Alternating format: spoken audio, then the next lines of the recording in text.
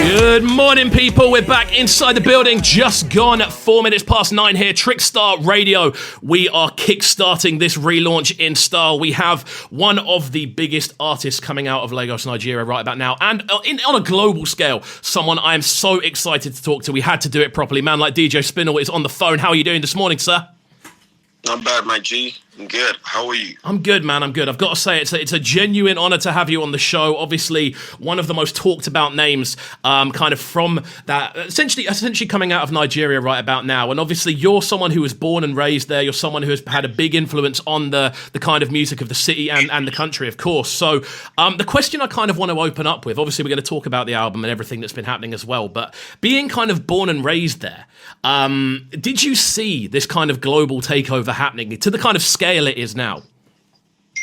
Oh yes, sure, definitely. I'll be honest with you. It's quite late. From where we're coming from, it's been a journey. The music has always been there. We were not even trying to go global. We were just doing what we do, you know. But I guess the love for the music keeps spreading. So I'm not surprised. It's just what's supposed to happen because the music is fantastic. I don't see, anyone making the kind of music we're making. So that's an edge right there. But also at the same time, I'm blessed enough and we're blessed enough to be grateful for the love from the outside world. Definitely, man. I mean, when we kind of look at it, obviously you're someone who's been working in and around the sort of music industry, from what I gather, from around 2003 sort of time. You've worked with the likes of One Day Cole all the way through to Wizkid and Davido, and you're one of these people that is just so associated with that kind of circle. It must have been such an incredible journey, because obviously you started off from the DJ angle, didn't you? Yes, I'm still DJing. I'm DJing and producing. Writing songs, on a few record labels here, and it's a beautiful journey to watch we all grow from basically nothing to what we're doing now, and to also be able to anticipate the next levels of things we're getting into. It's been beautiful. It's been beautiful, no doubt. There's so much room for improvement. We're still working on so many things as we speak, but undeniable, the growth has been massive and has been very inspiring. Definitely, man. Like it's so cool to see. Obviously, over here in the UK, how it tends to work over here is we tend to get almost like kind of drip fed stuff from different areas of the world. Obviously, we get stuff in from America, we get stuff in from around Africa as well, and especially Nigeria right about now. It's crazy how many people are coming through. Like, obviously, as someone that's very kind of involved in that, would you say there's a real kind of community feel about obviously all these different artists pushing each other? Because it from online, it definitely seems that way. Yeah, definitely. Everything, this is Africa, man. This is Nigeria. We're very culturally impacted. We're a community as it speak. We grew up in the same circle, and we think alike. And this reflects in the music that we make. It reflects in the lyrics of the songs themselves. You can tell from the influences from the music and the sound, and we've never seen ourselves anything short of a community. We've never seen ourselves, even both blacks in Africa and blacks in diaspora. If you speak to them, they see their fellow brothers as someone from the same community, because we bear similar names. We're from the same culture. We're from the same history. So we see ourselves more than a community. It's more like a tide of a family strain, even though we're not from the same biological parents. So we pride ourselves in coming together from the same historical background.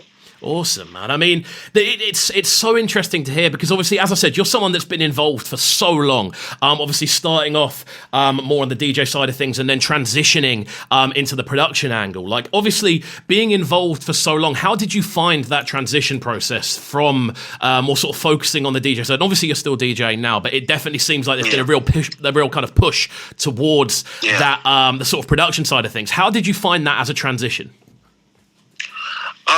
I wouldn't probably call it a transition. I would say that I was just growing into the realm of things as we grow. It's like when a baby crawls, they work. When they work, they start running. we wouldn't call that a transition. It's just them growing into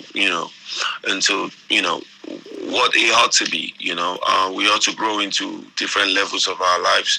We ought to grow into the newer things, and most of these things were born out of experience from what we were doing before. And in my own case, I've always wanted to make a special kind of records. I've always had an idea of what a record should sound like. How I've always wanted to experiment, and I'm never scared of taking risk. I believe that taking risk is the reason why Afro is where it is today, and I'm still gonna be doing that.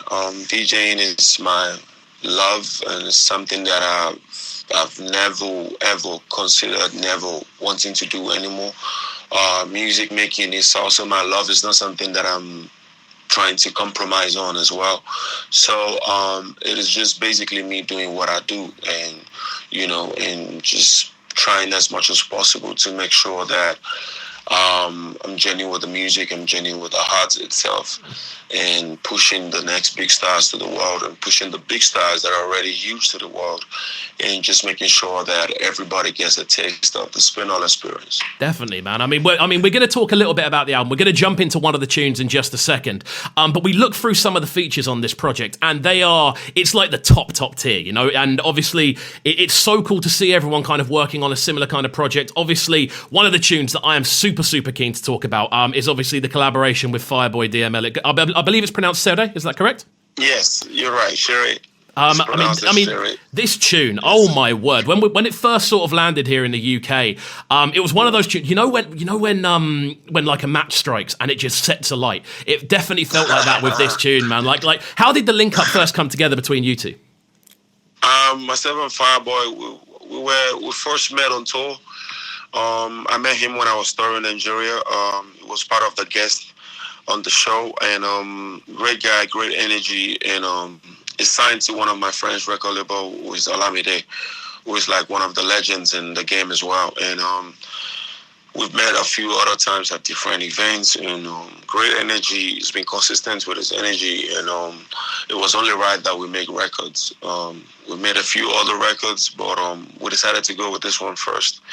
And I'm glad the entire world feels the same way I felt from the first day I made that decision. So Fireboy is someone who is a new cat with an old soul, and is very, very much inclined with the lyrics.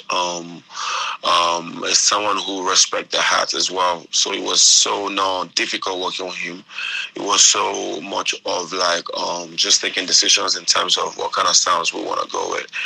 And working with him was a beautiful experience, and I'm looking forward to whatever we create in the future. Awesome, man! I'm so excited to get into this one. And it's awesome to have you on the line as well. Obviously, we're gonna dive into a bit more about the album after we jump into this one, and we're gonna talk a little bit more about some other things that you've got going on as well. I'm so excited to get into that. If you were to describe this tune in 3 words, shall we say, what would they be? Which one, the Shere record? Shere, yeah. 3 words to describe Shere will be. I love putting people on the spot like this in the morning. It is very musical. It's a very musical record. That's all I can say. From the bass to the drums, from the drums to the instruments, to the sax solo we played, to the guitars, to the entire aesthetics and the videos as well, to the location, from the creative space and angle. It's very musical. You could hear music from the beginning to the end. We try to play things in reverse at the beginning, and we try to do it differently. So I think for most of the records that I put out, that's one thing that you will always find. I never wanted to just do things just because it's coming to you, but also take a deeper look at things. I'm the kind of creative who loves to take, I like to take the risk to look at things from a different point of view. And sometimes it doesn't work, and that's okay. And sometimes when it works, it's just, it just always sounds better when it works. Of course, man. So, and the record that we made is one of them records that, I'm very sure that 20 years to this time, we'll look back at it and we'll be like, yeah, we did that.